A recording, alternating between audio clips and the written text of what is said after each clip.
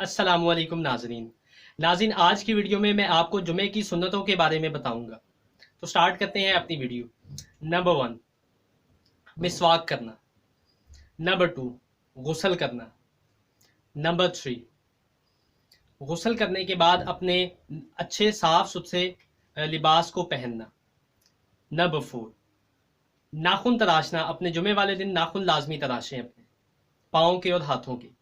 Number 5, खुशबू लगाना। Number 6, सुरमा लगाना आंखों में।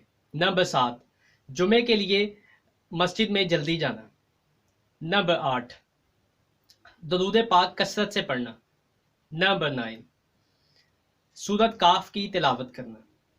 इस वीडियो को अपने तमाम दोस्तों के साथ फेसबुक के ऊपर, यूट्यूब के ऊपर और व्हाट्सएप ग्रुप्स के अंदर शेयर करें ताकि सबको पता चले और जुमे की मुनासबत से सब दोस्त इन सुन्नतों के ऊपर अमल करें। शुक्रिया।